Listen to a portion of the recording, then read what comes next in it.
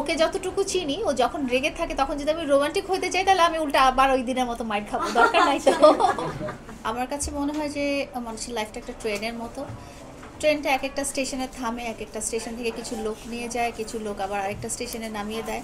তো মানুষের জার্নিটা ওরকম ট্রেনের মতোই। তো সবসময় লাইফ একই রকম যাবে না, সবসময় সব মানুষরাও একই সাথে থাকবে না। এই রিয়ালিটিটা আসলে মেনে নেওয়াই সবচেয়ে ভালো। আপনি কি মামুন ভাইকে মিস করেন? হ্যাঁ, অবশ্যই মিস করি। অলওয়েজ না? অলওয়েজ মিস করি। আচ্ছা, মামুন ভাইয়ের একটা গুণের কথা বলেন যা আপনাকে খুব বেশি এখনো মনে পড়ায় বা মনে পড়ে, বা তার এই গুণটা আমার খুব ভালো লাগে। ও মানুষকে খুব কনভিন্স করতে পারে, এটা অনেক ভালো একটা বড় একটা গুণ। যে কোনো সিচুয়েশনে যে কোনো মানুষকে কনভিন্স করে ফেলতে পারে।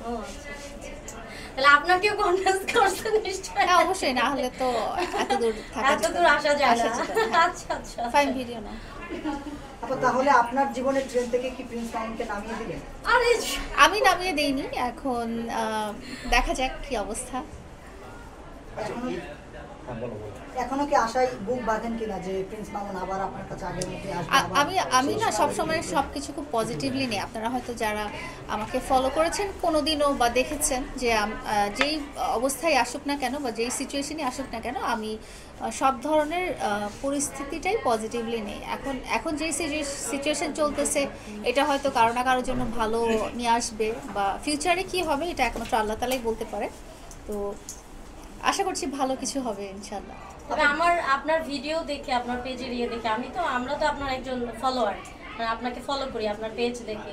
মানে প্রিন্স মামুনের সাথে যে আপনার খুনসুটি, এগুলো তো আমরা দেখে মনে হয়, আমারও হাজব্যান্ড আছে, আমরাও সংসার করতেছি, আমার কাছে মনে হয় যে আপনি সত্যি প্রিন্স মামুনকে অনেক ভালোবাসেন। এটা তো কোনো আপনাদের কি কারো সন্দেহ আছে এই ব্যাপারে?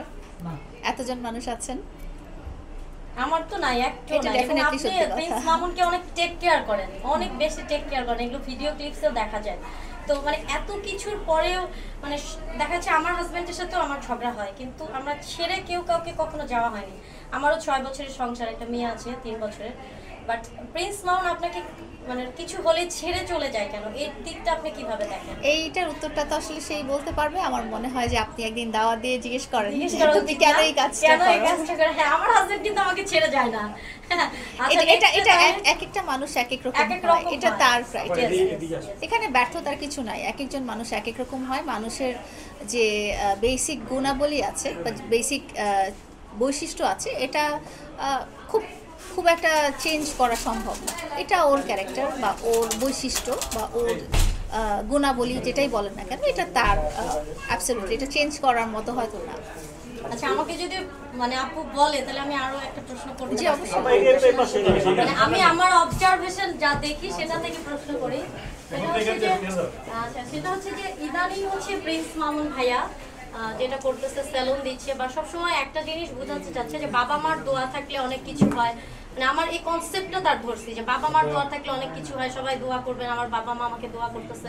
তা আমার প্রশ্ন হচ্ছে যে আপনার সাথে যখন থাকছে তিনি, তখন কিন্তু এই কনসেপ্টগুলো ওনার মুখে অতটা শোনা যায়নি যে আমি লায়লার সাথে আছি, তারপরে আমার বাবা মার দোয়া আমার সাথে খুব এটা সেটা ওরকম।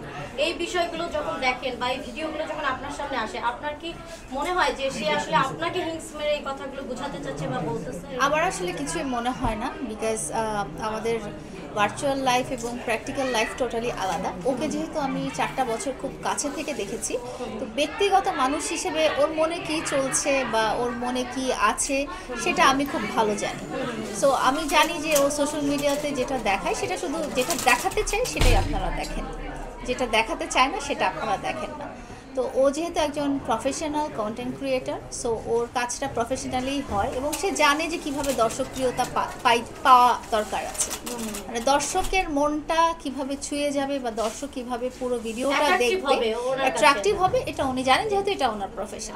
বাট ব্যক্তি মামুন কেমন বা সে কি চিন্তা করছে বা কি করছে সেটা একমাত্র আমি জানি। আরেকটা হচ্ছে, আমি ভিডিও দেখছি যে প্রিন্স মামুনের আম্মার সাথেও আপনার খুব ভালো সম্পর্ক, বা খুব ভিডিওগুলোতে দুইজন কথা বলতেছেন, এটা করতেছেন। তো এমন কি হয়েছে যে কখনো প্রিন্স মামুনের বাবা মাকে নিয়ে আপনার সাথে কোনো এরকম কিছু খুনসুটি বা কিছু এরকম কিছু হয়েছে? খুনসুটি বলতে কি বোঝাচ্ছেন?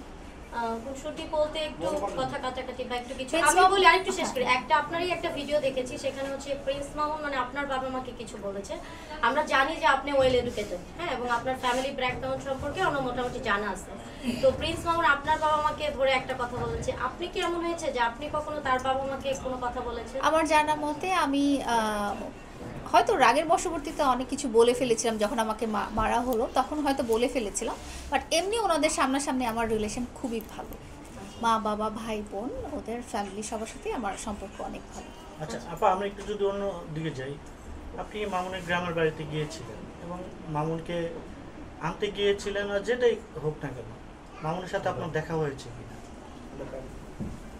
দেখা হয়েছিল কথা হয়েছে ওই কথা বলেছে আমি কথা বলার সুযোগ পাইনি কি ধরনের কথা হয়েছে ও বলেছিল তুমি চলে যাও যেটা আপনাদেরকেও বলেছে একই ওর কাছে যে লাইন পাবেন আমার কাছে ওই লাইনই পাবেন বিকজ ওইটাই হয়েছিল এটা কি মানে তারপর আপনি চলে আসলেন হ্যাঁ আমি চলে আসলাম কারণ আমি এই অবস্থানটা আপনাদেরকে একটা ভিডিওতে বা কারো সাথে আমি শেয়ার করেছি সেটা হচ্ছে যে ওর গ্রামের বাড়ি শরীয়তপুরে অনেক দূরে একটা দ্বীপের কাছে প্রায় নর্মালি যেতে 8 ঘন্টার মতো লাগে তো আপনি হচ্ছে একবার একটু রোমান্টিক ভাবে দিলালি দিলহানিয়া লে যাएंगे এরকম শায়রি একটু আপনি বলেননি চলো তুমি আমার সাথে না কারণ ও দরজা লাগিয়ে দিয়েছে তো দরজা লাগানোর ওই পাশে ব্যক্তিকে তো আমি বলা বলতে হয়নি। পারিনি হ্যাঁ আচ্ছা, বলতে পারি না আর ওকে যতটুকু চিনি ও যখন রেগে থাকে তখন যদি আমি রোমান্টিক হইতে চাই তাহলে আমি উল্টা আবার ওই দিনের মতো মাইর খাবো দরকার নাই তো এই জন্য